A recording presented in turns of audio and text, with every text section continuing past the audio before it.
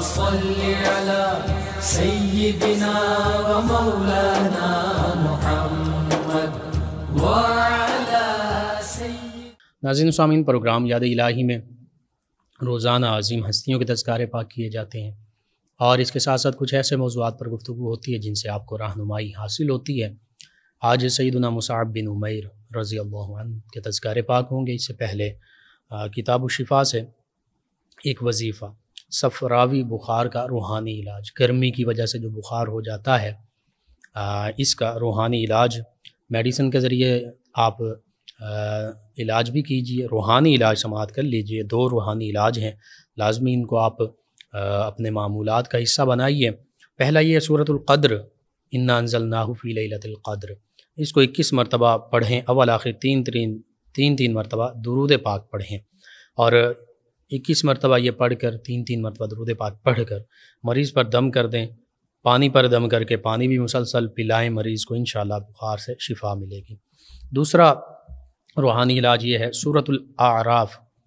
اس کی آیت مبارکہ 54، سورۃ الاعراف آیت کریمہ 54 صاف کاغذ پر بلینک پیپر پر لکھ کر مریض کے گلے میں ڈالیں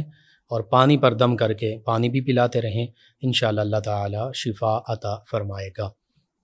آیت مبارکہ اور ترجمہ سماعت فرما لیں. بسم اللہ الرحمن الرحیم. ان ربکم اللہ الذی خلق السماوات والارض فی 6 ایام ثم استوى علی العرش یغشی اللیل النہار یطلبہ حثیثا والشمس والقمر والنجوم مسخرات بامرہ الا لہ الخلق والامر تبارک اللہ رب العالمین. اللہ فرماتا بے شک تمہارا رب اللہ ہے جس نے آسمان اور زمین 6 دن میں بنائے، پھر عرش پر استوا فرمایا جیسا کہ اس کی شان کے لائق ہے، اور رات دن کو ایک دوسرے سے وہ ڈھانکتا ہے کہ جلد اس کے پیچھے لگا آتا ہے، اور سورج اور چاند اور تاروں کو بنایا، سب اس کے حکم سے مقرر کردہ ہیں، اسی کے حکم پر چلنے والے ہیں. سن لو، اسی کے ہاتھ میں پیدا کرنا ہے اور حکم دینا ہے. اللہ بڑی برکت والا ہے، وہ سارے جہانوں کا رب ہے. تو یہ دوسرا وظیفہ. اور تیسرا، تمام قسم کے بخاروں کے لیے صفراوی بخار میں بھی ضرور اس کو آزمائیں، اور یہ لازمی آزمائیں. 3 مرتبہ یا غفور یا غفور یا غفور کاغذ پر لکھیں اور وہ گلے میں ڈال لیں، کپڑے میں باندھ کر ڈالا جا سکتا ہے. انشاءاللہ اللہ سبحانہ وتعالی ہی شفا عطا فرمانے والا. اللہ تعالی اپنے اسماء مبارکہ کے تصدق سے، آیات بینات کے تصدق سے شفا عطا فرمائے گا. تو یہ وظیفہ لازمی جن لوگوں کو بھی کوئی بھی بخار ہے، اور خاص طور پر جو پہلے 2 وظائف بتائیں، صفراوی بخار جو ہے معدے کی ترشی کی وجہ سے یا گرمی کی وجہ سے جو بخار ہوتا ہے، اس کے لیے پہلے 2 وظائف لازمی آپ اپنا سکتے ہیں، اپنے معمول کا حصہ بنا سکتے ہیں. خود آپ کو ضرورت ہے، ضرور ان کو استعمال کیجئے، معمول کا حصہ بنائیے، اپنے اعزاء اقرباء، رشتہ داروں، دوست احباب، پڑوسیوں، محلے داروں کو بتائیے، امت مسلمہ تک پہنچائیے. میرے آپ کے ہمارے بتانے سے اگر کسی بھی ہمارے مسلمان بہن بھائی کسی فرد کا فائدہ ہوتا ہے، شفا ہوتی ہے، انشاءاللہ ہمارے لیے دین و دنیا آخرت میں بھلائی، فائدہ، نجات اور جسمانی، روحانی، ظاہری، باطنی ہر قسم کی شفا کا باعث ہوگا. جی ناظرین و سامعین، سیدنا مصعب بن عمیر رضی اللہ عنہ آج کے نوجوانوں کے لیے آپ ہیرو ہیں، اصل ہیرو، اصل لیڈر بھی ہیں، رہنما بھی ہیں، پیشوا بھی ہیں، اصل مشعل راہ بھی ہیں، اور اصل آئیڈیل بھی ہیں، مثالی کردار بھی ہیں. آج ہمارا نوجوان جو ہے وہ مختلف چیزوں کے پیچھے پڑ کے بے راہ رو ہو جاتا ہے، بے راہ روی کا شکار ہو جاتا ہے، گمراہی کا شکار ہو جاتا ہے. بعض اوقات نشہ اور دیگر منشیات کی چیزوں کا عادی بن جاتا ہے، اور بعض اوقات دینی حوالے سے بھی گمراہی کا شکار ہو جاتا ہے. مختلف فتنے ہیں جو آج اٹھ رہے ہیں، دینی حوالے سے بھی، دنیاوی حوالے سے بھی. مسلمانوں کے لیے تو یہ زندگی فتنوں سے بھری ہوئی ہے. تو اس دوران کس کو فالو کیا جائے؟ سب سے پہلے آقا کریم صلی اللہ علیہ وآلہ وسلم کی ذات بابرکات، خلفائے راشدین، صحابہ کرام، اہل بیت کرام، سیدنا امام حسن و حسین رضی اللہ عنہما، یہ ساری ہستیاں فالو کرنے کے قابل ہیں، قابل تقلید ہیں. سیدنا مصعب بن عمیر رضی اللہ عنہ خاص طور پر آج جن کا ذکر پاک ہے، یہ بھی نوجوان تھے،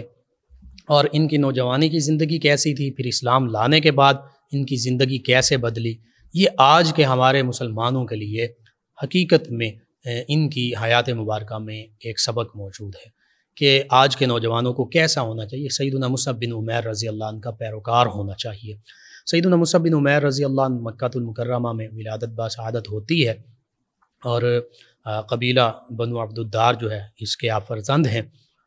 نبی رحمت صلی اللہ علیہ وآلہ وسلم جب اعلان نبوت فرماتے ہیں، نبوت کا اظہار فرماتے ہیں، نبی جو ہیں وہ عالم ارواح میں بھی نبی تھے، وہ ولادت کے وقت بھی نبی ہوتے ہیں، وہ بچپن میں بھی نبی ہوتے ہیں، وہ جوانی میں بھی نبی ہوتے ہیں. ہاں اعلان جو ہے وہ اللہ کے حکم کے مطابق فرماتے ہیں، اظہار جو ہے وہ جب اللہ حکم فرما دیتا ہے اس وقت وہ نبوت کا اظہار فرما دیتے ہیں.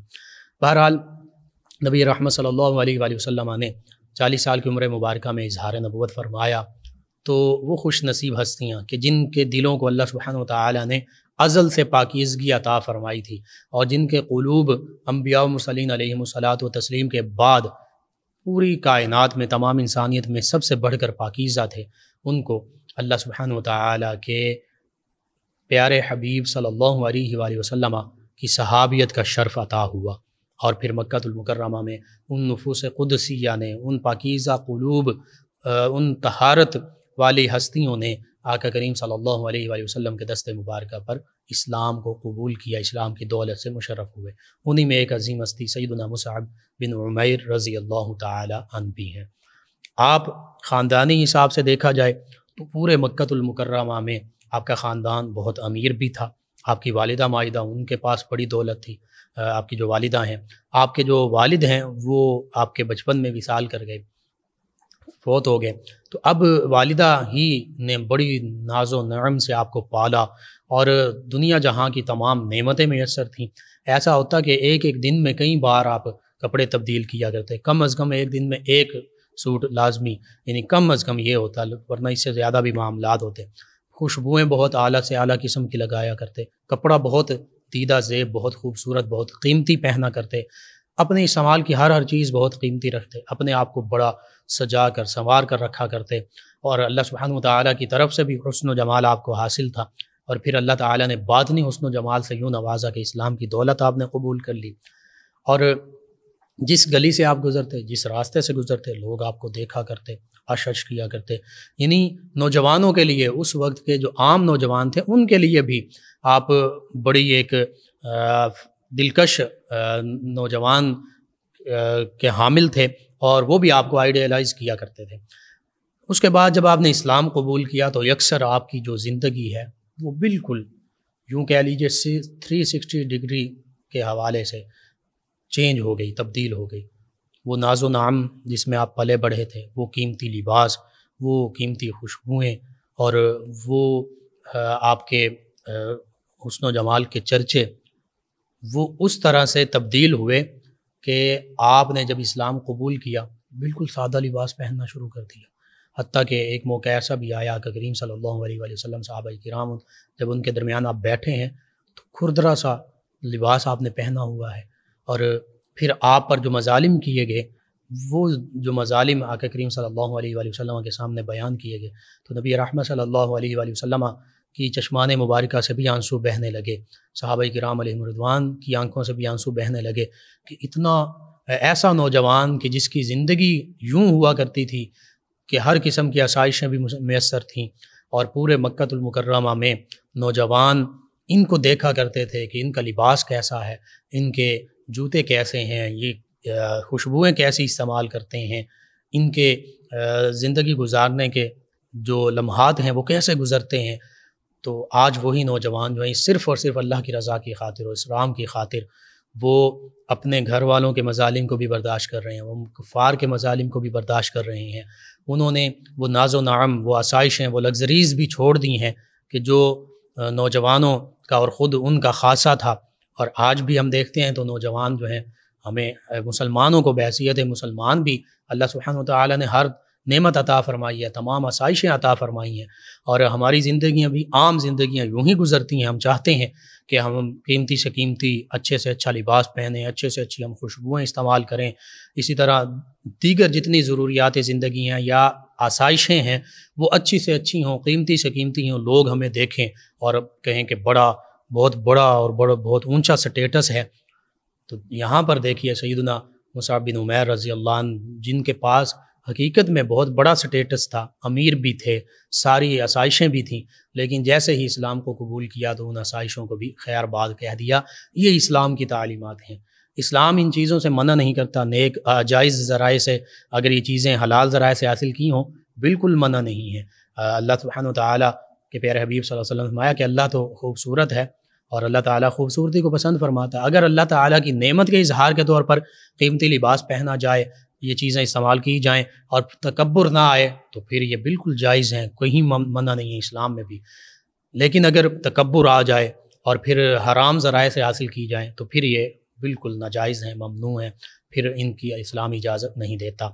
تو یوں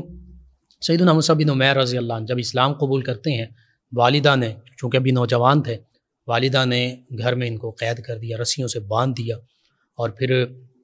جب رسیوں سے باندھنے کا یہ تکلیف برداشت کی، تھوڑے عرصے بعد دوبارہ جب ان کو چھوڑا گیا تو پھر کفار کے ظلم و ستم جیسے دیگر صحابہ کرام پر تھے، ان کے لیے بھی تھے، ان کے خاندان والے ان کو تنگ کرتے، پریشان کرتے۔ پھر انہوں نے حبشہ کی جانب ہجرت کی، پھر دوبارہ حبشہ سے واپس لوٹے۔ پھر آقا کریم صلی اللہ علیہ وآلہ وسلم نے جب مدینہ طیبہ کی طرف ہجرت کا حکم دیا، اس سے پہلے ہی یہ آقا کریم صلی اللہ علیہ وآلہ وسلم کے فرمان کے مطابق مدینہ طیبہ تشریف لے جا چکے تھے۔ اس کی وجہ یہ تھی، قرآن مجید فرقان حمید بہت خوبصورت پڑھا کرتے، بہت خوبصورت قاری قرآن تھے، پھر مبلغ اسلام، سفیر اسلام بن کر آقا کریم صلی اللہ علیہ وآلہ وسلم کی طرف سے مدینہ طیبہ یہ تشریف لے گئے، اور مدینہ طیبہ میں اوس اور خزرج جو انصار صحابہ کرام جو یہ دو قبیلے ہیں، ان کو اسلام کی دعوت پیش کی، تو ان دونوں قبائل میں سے اکثر لوگ جو ہیں وہ اسلام کی دولت سے مشرف ہونے لگے، ان کے ذریعے سے آقا کریم صلی اللہ علیہ وآلہ وسلم پر ایمان لانے لگے۔ پھر بیعت عقبہ اولیٰ ہوئی، بیعت عقبہ ثانیہ ہوئی، جس میں تقریباً 72 سے 75 کے قریب مرد اور عورت مدینہ طیبہ سے حاضر ہوئے اور انہوں نے اسلام قبول کیا۔ پھر نبی رحمت صلی اللہ علیہ وآلہ وسلم اور صحابہ کرام علیہم رضوان کو چونکہ کفار مکہ مکرمہ میں ظلم و ستم کا نشانہ بناتے تھے، تو انہوں نے انہی کی سفارت اور انہی کے مشورے سے مدینہ طیبہ والے اس بات پر قائل بھی ہوئے اور خود دل و جان سے انہوں نے تسلیم کیا کہ ہم آقا کریم صلی اللہ علیہ وآلہ وسلم کی بارگاہ میں درخواست پیش کرتے ہیں، ریکویسٹ کرتے ہیں کہ آپ صلی اللہ علیہ وآلہ وسلم ہمارے درمیان مدینہ طیبہ تشریف لے آئیے۔ تو یوں اللہ سبحانہ وتعالیٰ کے پیارے حبیب صلی اللہ علیہ وآلہ وسلم سیدنا مصعب بن عمیر رضی اللہ عنہ کی سفارت کاری اور انصار صحابہ کرام مدینہ طیبہ کے جو اوس و خزرج کے اسلام لانے والی ہستیاں، ان کی درخواست اور اللہ سبحانہ وتعالیٰ کے حکم پر آقا کریم صلی اللہ علیہ وآلہ وسلم نے پھر مدینہ طیبہ کی جانب خود بھی ہجرت فرمائی، صحابہ کرام علیہم رضوان کو بھی ہجرت فرمانے کا حکم دیا۔ تو یوں دیکھیے سیدنا مصعب بن عمیر رضی اللہ عنہ کن کن پہلوؤں سے، کس لحاظ سے، کس حوالے سے آج کے ہمارے نوجوان مسلمانوں کے لیے، ہمارے نوجوان بچوں کے لیے، نوجوان نسل کے لیے مشعل راہ ہیں کہ اپنی ظاہری جو آسائشیں تھیں ان کو چھوڑا، اسلام کو قبول کیا، اور اسلام کی خاطر، اللہ کی رضا کی خاطر، اللہ کے پیارے حبیب صلی اللہ علیہ وآلہ وسلم کی خوشنودی کی خاطر وہ اعمال سر انجام دیے، وہ کام کیے جن کا حکم اللہ بھی فرماتا ہے، جن کا حکم اللہ کے پیارے حبیب صلی اللہ علیہ وآلہ وسلم نے بھی دیا۔ یعنی اپنی پھر سوچ، اپنی میں، اپنی انا، اپنے معاملات، اور صرف اپنی ہی سوچنا کہ میں یہ کپڑے پہن لوں، میں یہ چیزیں استعمال کر لوں، وہ جو ایک چھوٹی سی سوچ ہے اس کو چھوڑا، جو اسلام سے پہلے کی سوچ ہے، جیسے دوسرے کفار جنہوں نے اسلام قبول نہیں کی ان کی وہ محدود ہی سوچ تھی، اس کو چھوڑا اور اسلام کے حوالے سے وسعت ظرفی کا مظاہرہ کیا، اور پھر وہ کارنامے سر انجام دیے کہ آپ ہی کی سیرت میں یہ لکھے جا رہے ہیں، لکھے جائیں گے، لکھے گئے۔ یعنی سب سے پہلے سفیر اسلام آپ ہیں، سب سے پہلے مبلغ اسلام مدینہ طیبہ میں آپ ہیں، اسی طرح ہجرت کرنے والوں میں بھی آپ شامل ہیں، صاحب الہجرتین ہیں، دو ہجرتیں کرنے والے ہیں۔ اور پھر آقا کریم صلی اللہ علیہ وآلہ وسلم کی طرف سے آپ کو ایک اور شرف حاصل ہوا جب غزوہ بدر پیش آتی ہے، جو اسلام اور کفر کے درمیان پہلا معرکہ ہے، تو چونکہ اور پھر غزوہ احد میں خاص طور پر بنو عبد الدار جو ہے، انہوں نے جنگ کا جو علم اٹھایا ہوا تھا، تو آپ بھی بنو عبد الدار سے تھے، تو آقا کریم صلی اللہ علیہ وآلہ وسلم نے اس موقع پر جو اسلام کی سپاہ کا پرچم ہے، علم ہے، وہ سیدنا مصعب بن عمیر رضی اللہ عنہ ہی کو عطا فرمایا۔ اور پھر سیدنا مصعب بن عمیر رضی اللہ عنہ نے اس پرچم کو تھامنے کا حق بھی ادا کیا کہ غزوہ بدر میں بھی آپ نے کفار کو واصل جہنم کیا، اور پھر غزوہ احد میں بھی کفار کو واصل جہنم کرتے ہوئے وہ علم جو ہے، اسلام کا پرچم جو ہے وہ اٹھایا ہوا ہے، اور اپنے ہی قبیلے کے لوگوں کے خلاف آپ لڑ رہے ہیں۔ یہ دیکھیے اسلام کی تعلیمات کہ غزوہ بدر ہو، غزوہ احد ہو، دیگر غزوات ہوں جو کفار کے ساتھ ہوئیں، جنگیں ہوئیں، ان میں صحابہ کرام علیہم رضوان کے سامنے اپنے رشتہ دار ہیں، کسی کا باپ ہے، کسی کا بھائی ہے، کسی کے بھتیجے ہیں، چچا ہیں، ماموں ہیں، لیکن صحابہ کرام علیہم رضوان نے یہ نہیں دیکھا کہ یہ ہمارے قریبی رشتہ دار ہیں، بلکہ انہوں نے اسلام اور اللہ کے حکم کی خاطر، چونکہ انہوں نے اسلام سے روگردانی کی، اسلام کو اپنایا نہیں، بلکہ اسلام اور مسلمانوں کے خلاف سازشیں بھی کیں، اور مسلمانوں کو، صحابہ کرام کو، نبی رحمت صلی اللہ علیہ وآلہ وسلم کو ستایا، تو اب بھی مسلمانوں پر وہ چڑھ دوڑے ہیں، اپنی دانش میں وہ یہ چاہ رہے ہیں کہ معاذ اللہ مسلمانوں کو، مدینہ طیبہ کو ختم کر کے رہیں گے، معاذ اللہ ثم معاذ اللہ۔ تو اب صحابہ کرام علیہم رضوان نے کسی مصلحت کو آڑے نہیں آنے دیا۔ اللہ کا جو حکم ہے سورہ مجادلہ میں، سورہ التوبہ میں، کہ یہ مسلمان تو وہ ہیں جو اللہ اور اس کے رسول صلی اللہ علیہ وسلم سے مخالفت رکھنے والوں کو دوست نہیں رکھتے، چاہے وہ ان کے آبا ہوں، باپ دادا ہوں، چاہے وہ ان کے بہن بھائی ہوں، چاہے وہ، یہاں تک بھی فرمایا، چاہے وہ ان کی بیویاں ان کے خاندان والے ہوں، ان کے اموال ان کے سامنے ہوں، ان کے قیمتی اور پسندیدہ گھر ان کے سامنے ہوں، تو فرمایا یہ اللہ اور اس کے رسول صلی اللہ علیہ وسلم کی رضا اور جہاد، یہ ان تین چیزوں کے لیے یہ چیزیں ان کے سامنے رکاوٹ نہیں بنتی۔ یہ مسلمان کی شان ہے۔ آج مسلمان جو ہے وہ ان محبتوں میں، یہ محبتیں ضروری ہیں جتنا اللہ اور اس کے پیارے حبیب صلی اللہ علیہ وسلم نے حکم دیا، لیکن اگر یہ رشتے، یہ چیزیں اسلام اور جہاد اور اللہ کے پیارے حبیب صلی اللہ علیہ وسلم کے حکم کی تعمیل کے راستے میں رکاوٹ بن رہے ہوں، تو اللہ فرماتا فتربصوا حتی یأتی اللہ بامرہ، پھر تم انتظار کرو کہ اللہ کا حکم آ جائے، اور اللہ پھر ظالموں کو، فاسقوں کو ہدایت عطا نہیں فرماتا۔ تو بہرحال صحابہ کرام علیہم رضوان نے ان چیزوں کو آڑے نہیں آنے دیا۔ صحابہ کرام علیہم رضوان نے، خصوصاً سیدنا مصعب بن عمیر رضی اللہ عنہ کا چونکہ آج ذکر ہو رہا، اپنے ہی قبیلے کے لوگوں کے ساتھ آپ لڑتے رہے، حتیٰ کہ انہوں نے ہی آپ کے دائیں بازو کو شہید کیا، دایاں بازو کٹ گیا، آپ نے بائیں بازو میں، بائیں ہاتھ میں اسلام کا پرچم تھام لیا، بائیں بازو کو انہوں نے شہید کیا، تو آپ نے اپنے سینے کے ساتھ اس پرچم کو لگا لیا، پھر انہوں نے آپ کو شہید کیا، اور کاری زخم آپ کو آئے، ان زخموں کی تاب نہ لاتے ہوئے آپ شہید ہو گئے۔ اس موقع پھر سیدنا علی المرتضیٰ کرم اللہ وجہ الکریم نے، جو شیر خدا ہیں، انہوں نے اسلام کے پرچم کو تھام لیا۔ یوں سیدنا مصعب بن عمیر رضی اللہ تعالی عنہ نے اپنی جان جو ہے وہ جان آفرین کے سپرد کر دی، شہادت کا جام نوش کر لیا، لیکن اسلام کے پرچم کو نہیں گرنے دیا، اسلام سے دوری اختیار نہیں کی، اسلام سے منہ نہیں موڑا، حالانکہ ان کا قبیلہ ان کے سامنے تھا، ان کے رشتہ دار ان کے سامنے تھے، وہ آسائشیں، وہ دولت، وہ وراثت، وہ ساری چیزیں ان کو ٹھکرا دیا، اسلام کی دولت کو گلے سے لگا لیا، اور پھر مرتے دم تک، آخری دم تک اسلام کی دولت کو یوں تھامے رکھا کہ وہ اسلام کے پرچم کی شکل میں ایک علامتی طور پر آپ کے ہاتھ میں رہی، اس کو بھی نہیں گرنے دیا، اپنی جان آفرین کے سپرد کر دی،